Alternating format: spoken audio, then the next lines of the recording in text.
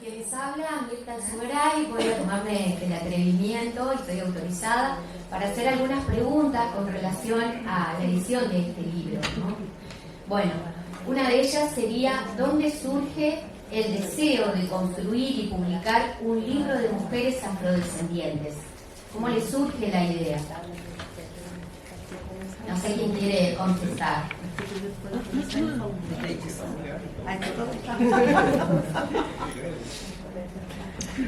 Sí, lo dije que podría empezar él porque empezó con una conversación de nosotros dos, ¿sí? Entonces, yo soy Taina, ¿sí?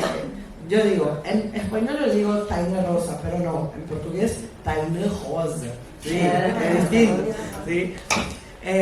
Entonces, la verdad, yo y Alcione nos conocemos en 2020, tal vez, en el medio de la pandemia, esa locura, porque todos estábamos haciendo muchas cosas en la internet. Y así nos conocemos. Él fue banca de mi maestrado también. Después me presentó Mónica y hicimos trabajo juntas sobre contaciones de historias en la negritud. Y entonces, haciendo muchos proyectos, nos cayó la idea de hacer un proyecto en el Foro Mundial de Derechos Humanos de UNESCO año pasado.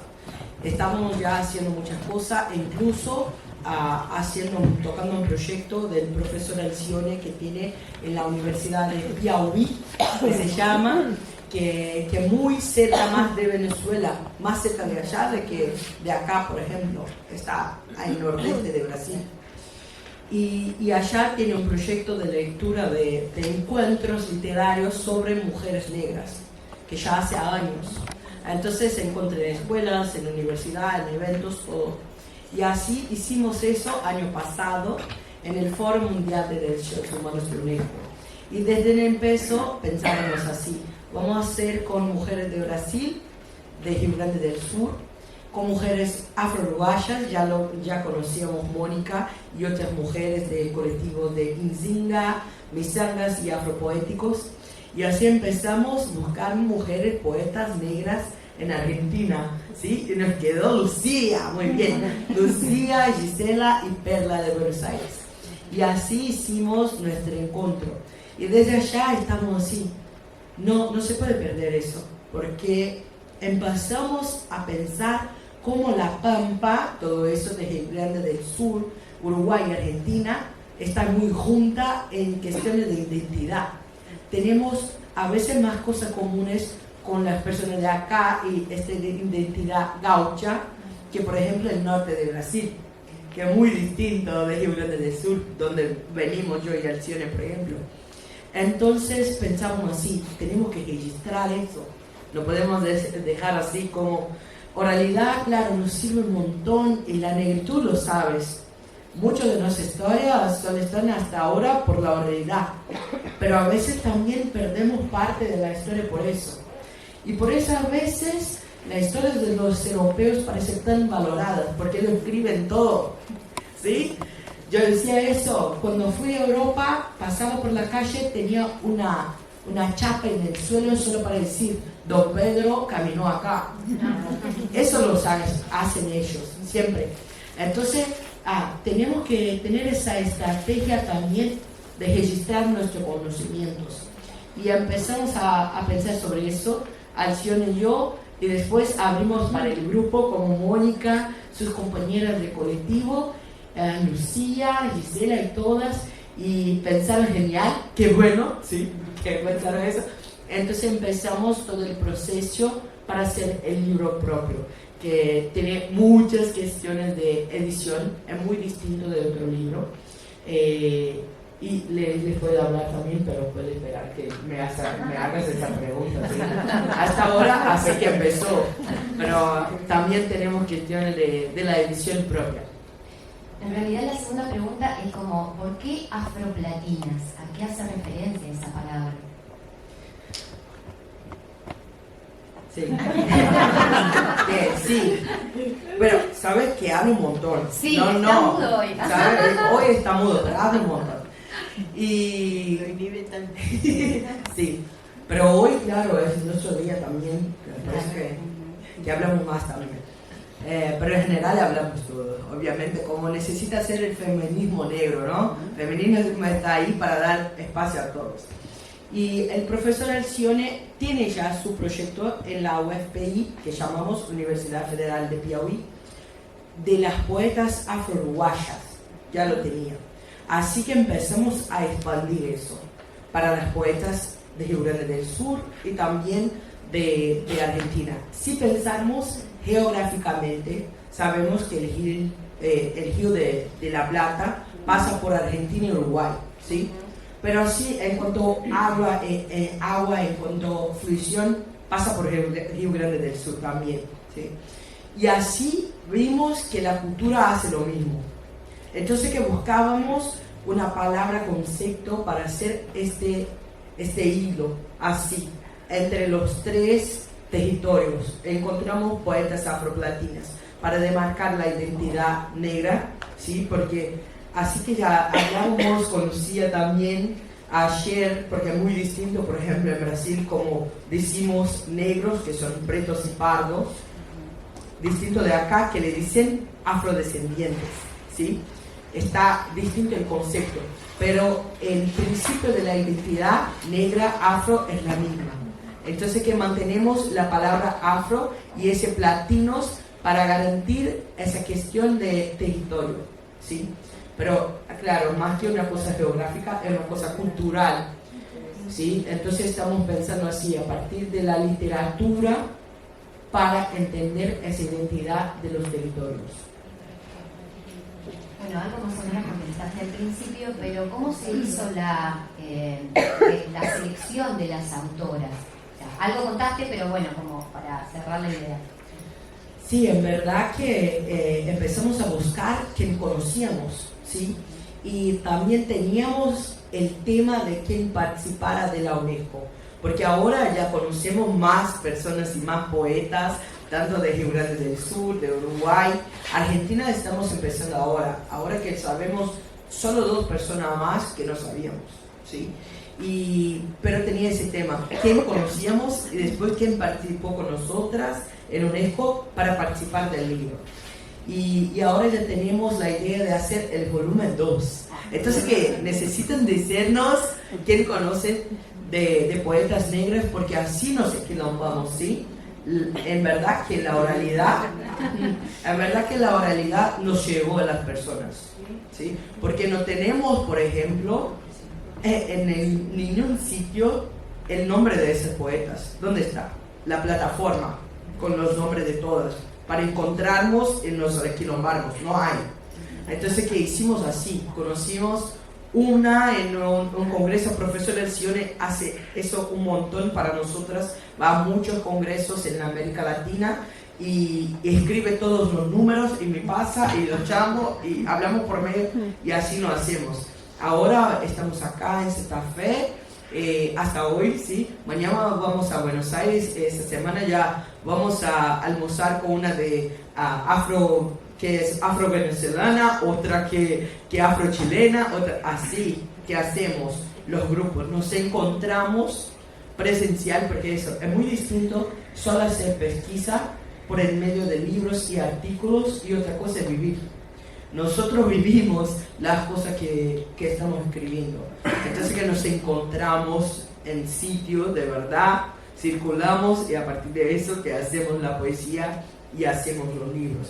Entonces como estamos nos encontrando ahora y tengo la certeza que alguien nos va a venir a hablar que conoce otra persona para estar con nosotros. Y así que pasa. Bueno, ¿de qué manera la literatura puede contribuir o construir otro imaginario y otras presentaciones sociales? Perfecto. Así que puedo empezar por el concepto propio. Tenemos, por ejemplo, Bell Hooks, ¿sí? Que es una escritora afroamericana que habla de representación y representatividad. Esos son 2 conceptos, pero juntos forman el imaginario social que tenemos de las identidades en el mundo. Entonces imagínate, acá ahora estamos haciendo representatividad. Son nuestros cuerpos haciendo algo para nosotros. Pero eso no basta, necesitamos también representación, porque podemos estar todos acá, salimos de acá, vamos a casa, mirar una película y solo vemos que blancos positivados y negros siempre inferiores. Eso que pasa en los bienes culturales son la representación. Y para tenemos un cambio de imaginario necesitamos los dos, representatividad y representación. Y ahí, ¿qué pasa la literatura? Porque la literatura puede pasar tanto por la representación que está siendo dicho ahí en el texto propio, ilustraciones, dibujos y todo, fotografías, y también quién escribe. Porque, por ejemplo, digo desde Brasil, por ejemplo, tenemos la literatura de autoría negra. Ahora, pero no empezó así. ¿Cómo empezó en Brasil? Primero, textos que hablaban sobre negros, pero escritos por blancos como lo querían, ¿sí? Eso es una representación, pero no es una representación positiva. Y ahí no hay representatividad. Entonces lo que hacemos ahora con el libro Afro, ¿sí? Poetas afroplatinas, es hacer tanto la representación cuanto la representatividad y positiva. Acá van a ver, en momentos hablamos del racismo porque es parte de nuestra vida, pero no necesitamos todo el tiempo hablar solo de eso porque nosotros no hacemos racismo. Entonces, ¿quién necesita hablar de racismo de verdad? Los que lo hacen, ¿sí? Nosotros hablamos de otras cosas, hablamos de cosas que sentimos, de cosas que hacen mover nuestra existencia, de las cosas que hacemos con la familia, sola, cosas que queremos imaginar y que no existe hasta ahora, utopías, distopías, queremos hablar de todo. Entonces, para eso que sirve de alguna manera, si podemos hablar eso de la literatura, sí, porque no precisa servir, sino existir, ¿sí? La literatura en este caso está ahí para hacer también la representación y la representatividad, y entonces influenciando en este imaginario de negros de forma positiva. Esto que venías contando de lo que se habla en toda la literatura que compila este libro, ¿encontraron similitudes en los relatos, palabras que se repitan, gestos, acciones en todos esos relatos que compilaron? Sí, hablando un poco de la edición misma para llegar a eso, van a ver, y van a ver de verdad, porque traemos una cosa del libro digital que van a pasar todos y todos van a tener el libro digital para mirar en sus casas. Ya están pasando, así que son muy rápidos. Hay un QR code en el verso y pueden mirarlo y va el libro digital.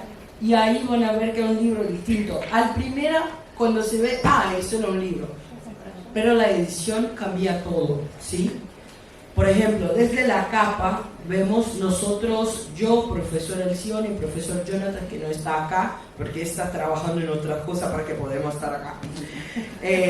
No estamos en la capa, podríamos ser solo nuestros nombres porque somos los organizadores, ¿sí? Eso pasa demasiado. Pero es un libro colectivo, ¿cómo vamos a poner solo nuestros nombres? No, tienen los nombres de todas, tienen la biografía de todas las poetas. Y eso que hicimos se llama una edición decolonial. ¿Qué es la decolonialidad? En la revisión historiográfica de las Américas. Vivimos acá, en toda la América Latina, el colonialismo. Y a veces que no entendemos que está en todo, hasta en la edición de un libro. Si yo pienso que solo mi nombre es importante y lo pongo en la capa, es porque de los otros no son. ¿Entiendes? Y eso de ir a un sitio, explotar, agarrar todo lo que quiero y hacer una cosa, es la cosa más colonialista que hay. Entonces, como nosotros los organizadores vamos, preguntamos los nombres de todas las poetas, les sacamos la poesía, hacemos nuestros libros y ponemos solo nuestros nombres. Eso el colonialismo ya lo hacía, ¿sí? Entonces no, pensamos todos, todas las biografías están acá, todas las ciudades de las personas están acá. Demos todas las poesías a la ilustradora para leer antes, para pensar cómo lo iría a hacer. también una mujer negra de una familia que hace bordadas para carnaval en Brasil. Miró la designer, otra mujer negra, pensó cómo hacer todo el design, porque leo todo de las poetas. Hicimos primero de poner todas las poesías antes. A veces, como cuando vamos a leer poesía, tiene un prefacio. Nosotros no tenemos un prefacio, sino un postfacio, porque primero el lector necesita saber qué la poeta quiere decir, porque si no tenemos un prefacio y un profesor ya lo te dice. Vas a leer eso así, en nada más. Eso también es una cuestión colonialista. Solo damos una mirada para la cosa. Cosa de una perspectiva, ya lo sabemos, algo colonialista, ¿sí? Los decoloniales tienen muchos puntos de vista, ¿sí? Entonces por eso empezamos así en el libro, con todas las poetas. Después tenemos la transcripción del evento con notas lingüísticas, técnicas, culturales, y así un postfacio del profesor Alcione que pone una mirada por la poesía. Tal vez donde vas a empezar una otra reflexión, tal vez vas a compartir una reflexión, vaya a complementarla, pero una visión que te puede agregar, no algo que te va a cortar, es decirte solo así, ¿sí? Y por supuesto también las poesías mismas tienen una edición para pensar sobre los temas de que hablan, como me preguntabas tú. Entonces empezamos de ese lugar común, ¿sí? Empecemos con el poema Respira. Entonces, si estás ahí, respira, o allá, respira. Y eso que está en el hogar de la poesía universal. Muchas veces nosotros, los negros, somos vistos como personas que solo hacemos ciencias sociales. Bien, y no, acá estamos mostrando que estamos haciendo literatura. Y si estamos haciendo literatura, hay un lugar en que también de universalidad en nuestros temas para cualquiera, no solo mujeres negras, ¿sí? Y así empezamos el lugar de dolor, que muchas veces es el común que empiezan los colectivos, pero después de eso mostramos todo lo que podemos pasar. Hablemos de familia, de tradición, de negritud, de amor, de odio, de todo eso.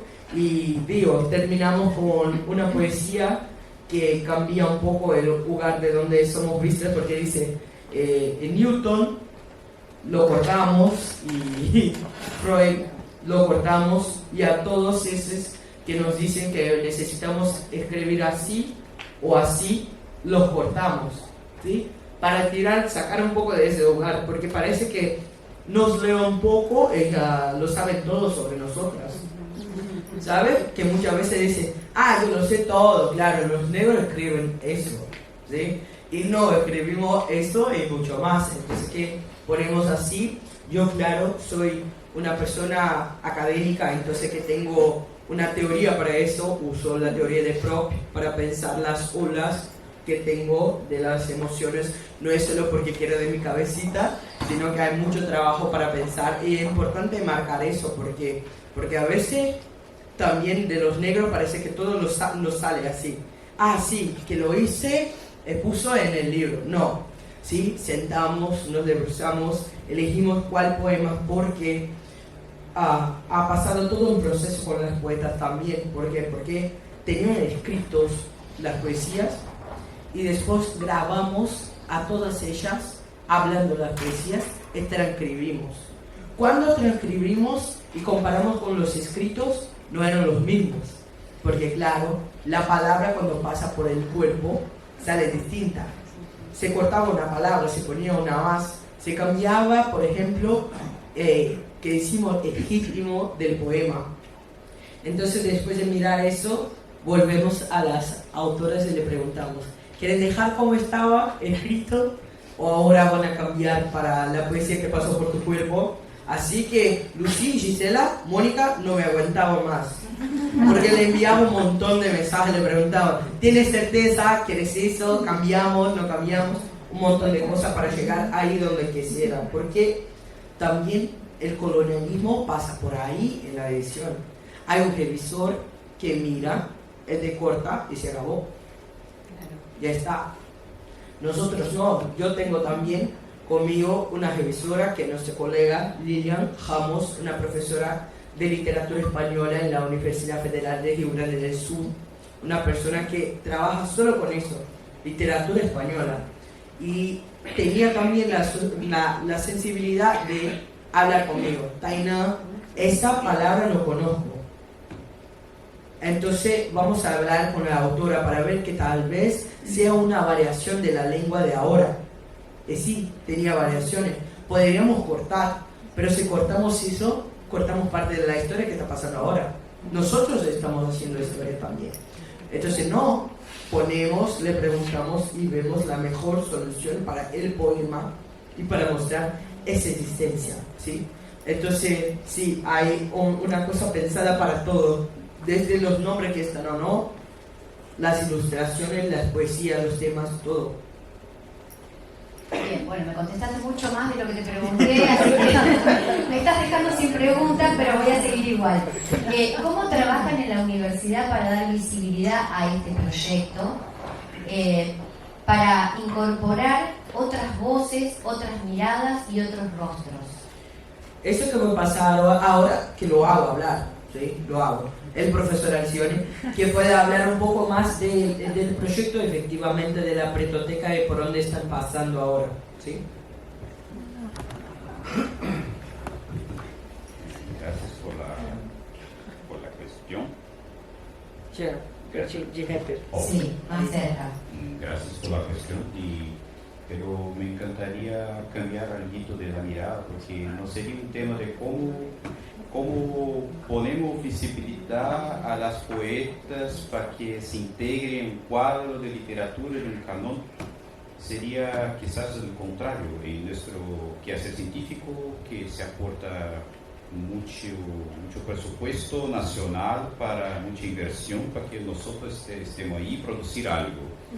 Así que me gustaría cambiar un poquito la mirada en el sentido de cómo nosotros, haciendo enseñanza, haciendo ciencia en la universidad, cómo nosotros podríamos, en nuestra formación de estudio literario, formamos a la gente que se va a la escuela, enseñamos a los niños, los adolescentes, formamos a gente que revisa, a gente que traduce, formamos ese montón de personas. ¿Cómo cambiar la mirada de esa gente para que esa gente mire a la literatura viva que se pasa en verdad y esté un poquito más graduada para comprender, percibir esa literatura, aportarse a la universidad, llevar a la escuela, percibir que esto se pasa? Me encantaría cambiar algo, porque eso toca a nosotros, científicos, de comprender cómo las cosas se pasan, en vez de la gente, en vez del mundo, adaptarse para que todo se encaje en cómo lo miramos. No, el problema está en nuestra mirada. Y proyectos como ese, libros como ese, existen precisamente porque de la misma manera nosotros necesitamos comprender que hay literatura viva que se pasa y quizás la gente igual necesite comprender que hay gente negra a producir cosas maravillosas que serían bellas en todo, en la música, en el cine, en la literatura. Y nosotros hacemos esa cosa chiquita acá por el tema de la literatura, lo que nos toca, recibimos nuestro sueldo para hacerlo así, pero eso se pasa en mucho dominio. Uno podría muy tranquilamente leer a Borges, de comprender sus procesos de escritura, pero quizás nadie entre nosotros aún leemos a Ezeiza. Puro nombre un aeropuerto, no percibimos a Ezeiza como un autor a inaugurar un género de trova en La Pampa inteira, en Uruguay, en Brasil. No sé si la trova acá en Argentina se pasa si los versos son mayoritariamente en octo o en 7. En portugués de Brasil, yo pienso que son en octosílabo, ¿no? Mientras nosotros en portugués, la cosa se pasa en 7, el ritmo se se queda súper en 7, mientras que ustedes se queda en 8. Y hasta hoy se escucha cosa nueva, se escucha la Sole, se escucha a Chaquinho Palavecino. Estamos haciendo un asadito ahí, tomar un vinito y escuchar a Chaquinho Palavecino. Hasta hoy, casi más de 150 años después, todos esos se pasan en 8. Igual, todos esos se pasan en 8. Lo mismo, no es por casualidad. Y pensar que esas tecnologías de ritmo, esas tecnologías de tema, son tecnologías negras. Si lo pensamos así, nuestra manera de pensar cómo nosotros somos argentinos, argentinas, se nos explota. No es un ritmo de Francia, no es provenzal, no es provenzal, es negro. Eso, un poquito por eso estamos acá. No somos provenzales, no tenemos raíces provenzales, tenemos raíces negras, y el mate que lo tomamos es una tecnología indígena, paraguaya, que nos llega ahí por maneras indígenas, por maneras negras, y eso lo compartimos, no logramos pasar un día siquiera sin esa cosa. Son tecnologías indígenas, y cuando estamos ahí a hacer una salida, un vinito, hay una cosa, a escuchar alguna cosa que nos encanta, darse cuenta que estamos con una tecnología indígena y estamos escuchando una tecnología de ritmo muy negra, aunque no haya tambores tampoco, pero hay otra, es decir, hay ritmo negro que no se hace, no. Sí, por esas cosas estamos acá. Eso nos mueve a estar ahí. Hace 4 días que estamos a dormir en autobús, y hoy día de nuevo, y esas cosas, por esas cosas sencillas que nos mueven, y las chiquillas trabajan a eso, y un montón de cosas, y por eso estamos ahí. Última pregunta, y así nos dejan descansar. ¿A quién está dirigido este libro? ¿Cómo lo pensaron? ¿A quién está dirigido? ¿A quién está dirigido? ¿Quieres hablar? A mí no puedo. La más difícil me deja. Claro, yo pensé. No, por ejemplo, si vos escribís, ¿a quién dirigís esa Eso sí te lo puedo decir. Porque cuando Tainá y Acciones me invitaron personalmente a formar parte del Foro de Derechos Humanos con un relato, yo pensé en eso, pensé en nuestros derechos. Y es algo que yo vengo trabajando hace mucho tiempo. Y que no solo yo siempre hablo de los procesos, las luchas son procesos, las revoluciones son procesos. Nosotros tenemos allá un colectivo que tiene un proyecto, parte de la cultura viva comunitaria afro-uruguaya, que empezó con un libro tributo a un grupo de mujeres afroartesanas. El vestido más lindo del mundo, así nació, es un libro objeto artesanal hecho de retazos, un collage de pintura, dibujos de Mariporto Casas, una genial ilustradora. Y cuando nos invitan conociendo ese antecedente. Entonces yo quería hacer una representatividad, como dice Tainá, de lo mismo. Más de lo mismo, pero en un lenguaje más universal, porque UNESCO me invitaba a eso. Así que acepté el desafío, y como soy una gran motivadora, también motivé a otras colegas, compañeras de ruta, que han participado también junto a este dueto, en las bibliotecas, en otros proyectos, y todas dijeron que sí, y con esa misma visión. Eso es el hilo conductor, creo, que todas tuvimos. Es como la motivación de, dijera una compañera que no llegó a tiempo a presentar el relato, pero que seguramente se va a unir en próximas ediciones, Julia de los Santos, de la ciudad de Rivera, en el límite Brasil-Uruguay. Ella dice que esto es un grito que teníamos guardado y que era una ocasión para sacar.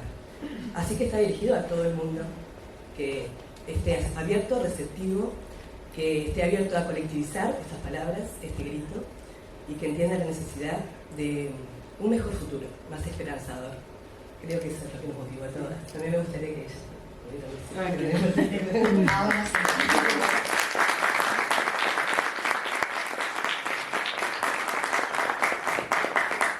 No lo tenemos muy seguido por acá, entonces bueno, había que aprovecharlos, ¿eh? Bueno, ahora Lucy, ¿cómo le va? ¿Cómo están? Bueno, hay un poema en este libro de tu autoría que se titula Sol. ¿Quién es Lucía Molina? Para quienes no te conocen, ¿qué significa ser mujer y afrodescendiente en la Argentina? Para mí significa mucho. ¿Por qué? Porque son procesos que van viviendo una persona, sobre todo en el caso mío. Acercar el micrófono. Sí, Esta tecnología.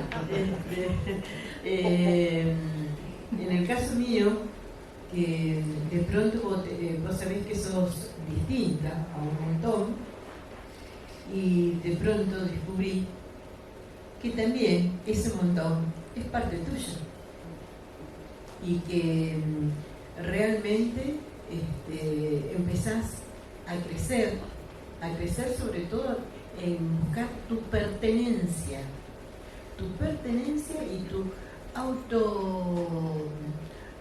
autoestima, porque por lo general la autoestima está baja porque, claro, uno se siente distinto y porque en este país se ha naturalizado tanto ese rechazo hacia incluso ese olvido y esa negación que hay hacia el aporte de nuestros mayores, ¿no?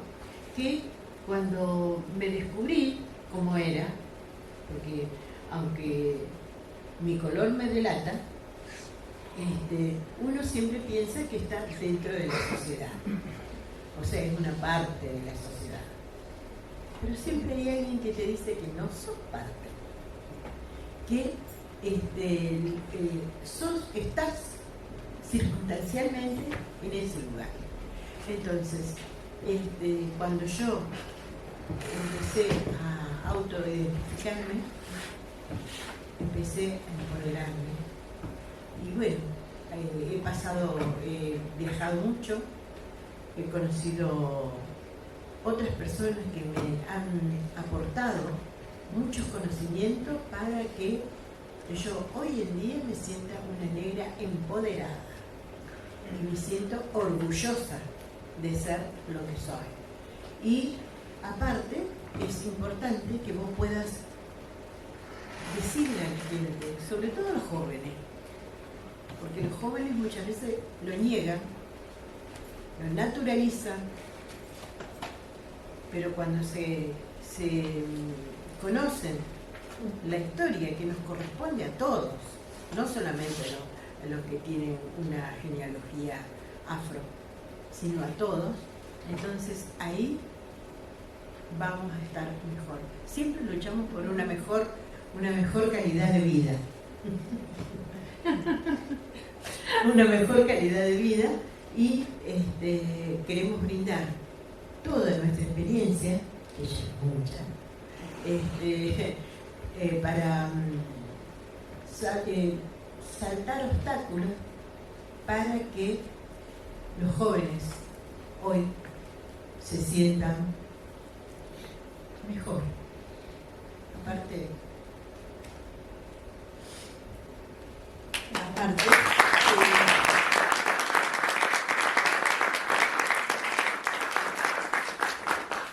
que los jóvenes no sufran lo que hemos sufrido nosotros, ¿no? Sobre todo nosotros, las mujeres que hemos sufrido mucho. Pero bueno, es importante autorreconocernos, saber nuestra pertenencia y luchar por todos los derechos que nos corresponden. Bueno, Lucy, me contaste más de lo que te había preguntado. Me quedé sin preguntas. No, mentira. ¿Tuviste la oportunidad en tu infancia de poder leer autoras negras? No.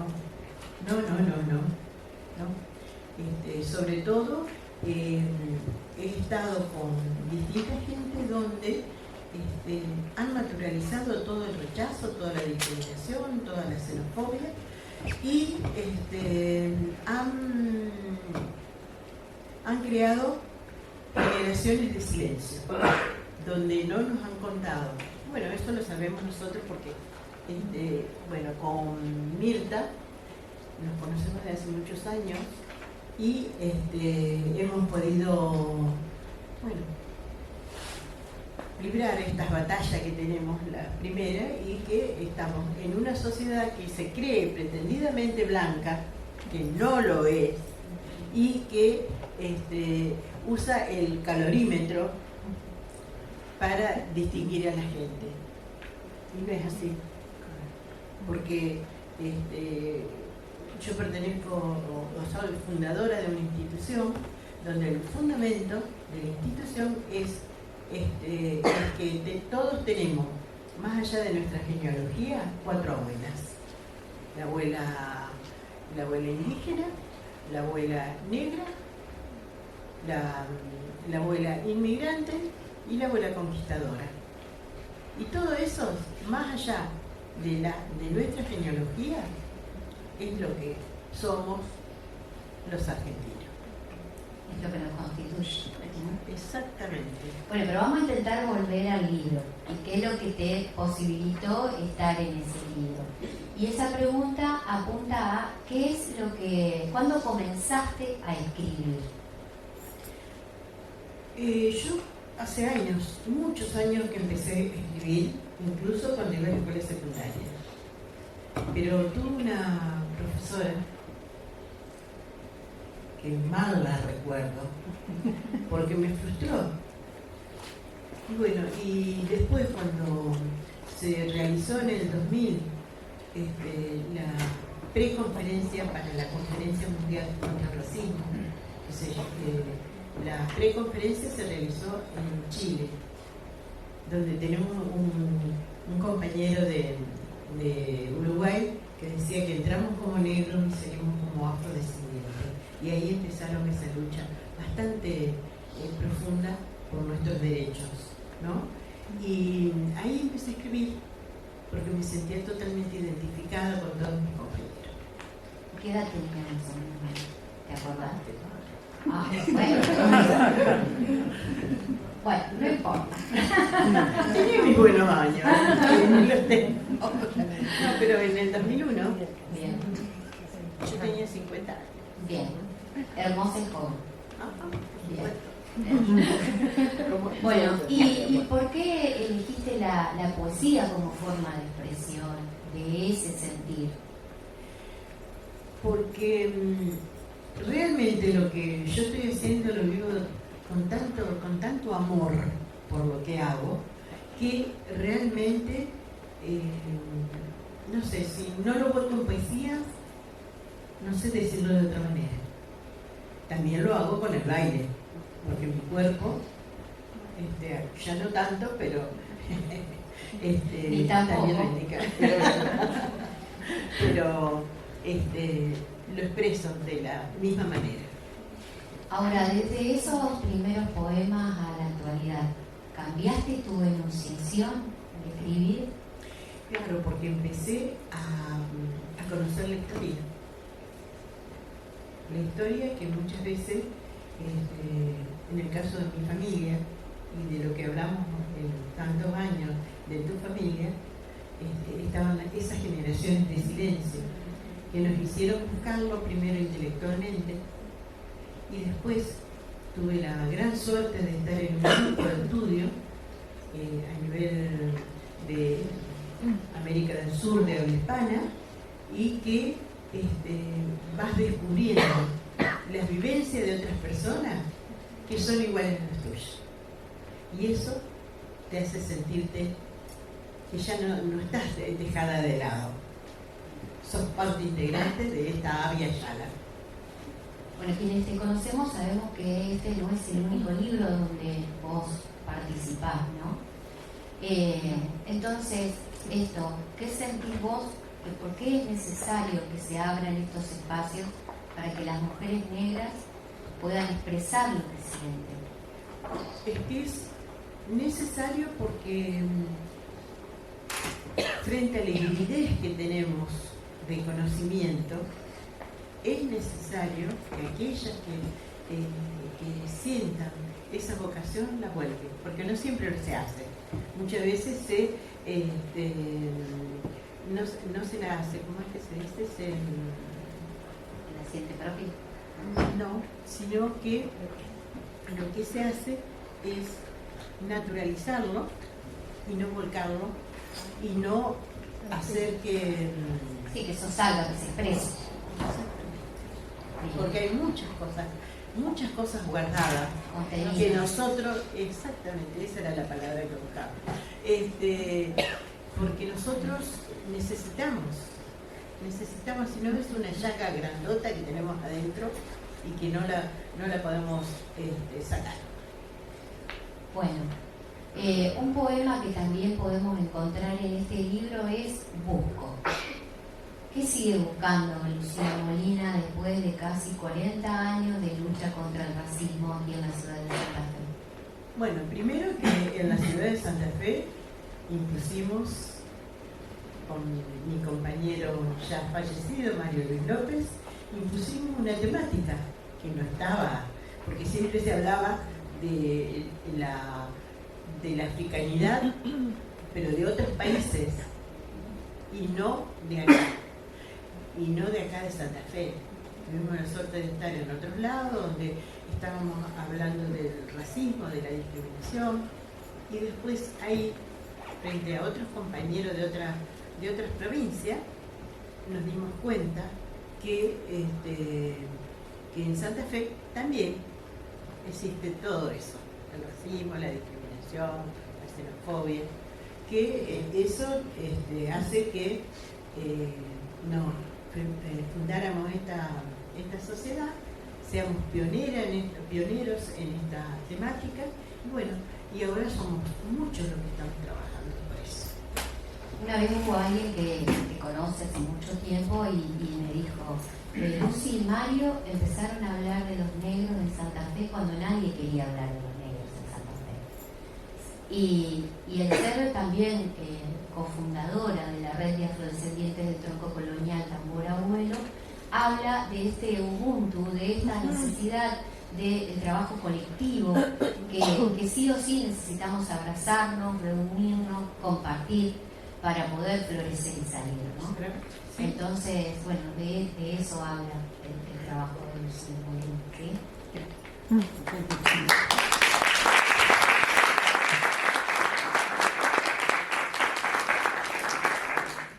Bueno, Gisela, hay un poema que podemos encontrar en este libro que titulaste Mujer. Es un poema muy fuerte que transmite alguien que lucha desde el empoderamiento. Este empoderamiento que transmitís en tus palabras, ¿cómo se fue gestando en Gisela? Es el es el autorreconocimiento, es la aceptación, el quererte, el valorarte. A mí, siendo hija de Lucía y de Mario, me costó un montón. Yo antes me avergonzaba de que mi mamá me vaya a buscar a la escuela, por ejemplo. Era la burla en la escuela primaria, después uno se hace más adolescente. No aceptaba mi pelo. Yo me planchaba el pelo, me lo aclaraba, y con el correr de los años pasó que en el primer encuentro de la red de mujeres me reencontré. Vi a muchas mujeres que eran igual que yo, y ese sentimiento empezó a cambiar en mí. Me empecé a aceptar mi pelo hace 10 años, que no me toco mi pelo, que me hago mis productos para tener mis rulos. Me empoderé porque estoy orgullosa de lo que soy, me acepté. Yo siempre las tengo en referencia a Lucy, a vos, a Guada, a Mari, que fueron, bueno, a Silvia, a todas las chicas que fueron las que me encaminaron y las que bueno, y también a mi familia, de sentirme orgullosa de lo que soy, de lo que valgo, de lo que es ser mujer negra en esta sociedad tan racista, y que estos encuentros nos ayuda a fortalecernos más. Y esto también les quiero agradecer a Karina y a todos ustedes, el poder llevar el poema mío. El objetivo mío es que otras mujeres lo puedan leer, otros chicos, porque es impresionante la discriminación en los jóvenes, en la autoestima que nos marca a uno, en poder transmitir lo que es ser mujer negra y que otra mujer se sienta reflejada. Yo antes no podía hablar, yo tengo vergüenza en hablar, es como que tenía pánico, entonces empecé a escribir mis sentimientos. Primero empecé con un poema que era Tambores, que es el sentimiento que yo tengo. A través de los tambores me voy y estoy en otro lado donde soy feliz y me expreso y siento con el cuerpo. Pero a su vez también siento con un lápiz y un papel.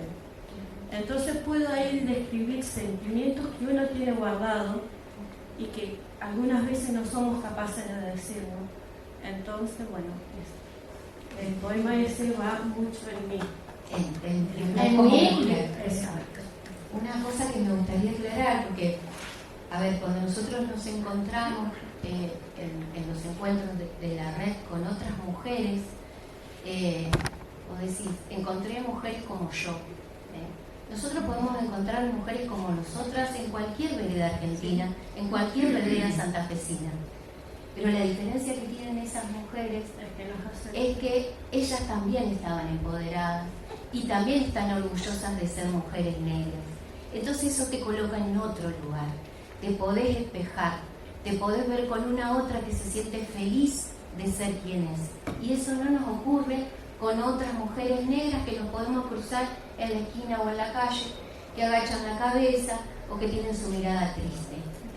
Porque nosotros en esas mujeres nos podemos encontrar y esa es la diferencia que te permite empoderarte. Y falta una persona que no está, que es de ella, que también la vida es parte de una de las personas que más también me ayudó en muchas cosas y a darme cuenta de muchas cosas.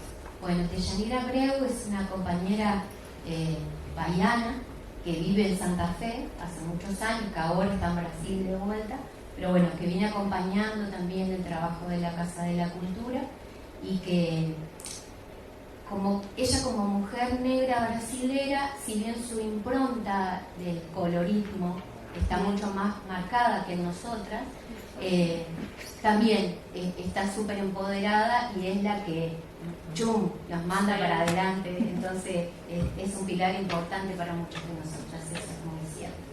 Bueno, te voy a hacer otra pregunta más. En una oportunidad hablaste de ser y sentirte mujer negra respecto a la maternidad y el vínculo de hija. ¿Qué desafíos se te han presentado y se te presentan a la hora de ser madre de hijes que ya maman y construyen su identidad como negros y negras? Bueno, tengo 4 varones. Uno es Ayo Nahuel, allá Adriel, Carlos, que está allá arriba, y Tiago, que está allá. Levantar la mano de ahí. Los separaron para que se porten bien. Bueno, el orgullo que yo tengo con mis hijos es que no pasaron lo mismo que pasé yo de chiquita. Avergonzamiento. Ellos de chiquito, mi papá y mi mamá, a Ayo y a Emma, le mostraron a Emma tocar los tambores, y yo a Ayo lo veo y lo veo muy, muy a mi papá. Carlitos, por tener 7 años, es desde chiquito que él se siente afrodescendiente, y lo dice, y baila candombe. En nuestra lengua. Exacto. Y Tiago pasó en un acto para un 9 de julio en la escuela primaria, donde él adelante de toda la escuela, se autorreconoció afrodescendiente. Entonces, para mí un orgullo que mi hijo ya de chiquito ya tienen esa herramienta de quiénes son, porque si no nos conocemos nosotros no sabemos. Entonces, eso a mí me fortalece un montón. No sé qué me decís. Sí, perfectamente. No como Lucy, que le damos el micrófono. No, chao. Bueno, ¿sobre qué te gustaría escribir de aquí en más? ¿O sobre qué otra cosa te gustaría escribir? Seguir escribiendo sentimientos,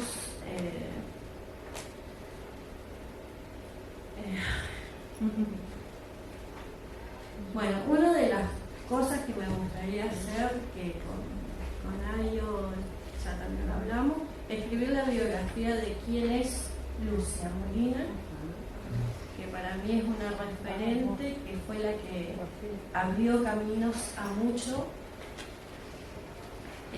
Después seguir escribiendo parte de mi proceso, de la vida, de lo que nos pasa, seguir contando nuestra historia, que seamos las voces nosotros de nuestra historia y no demos a que otros cuenten la historia de nosotros.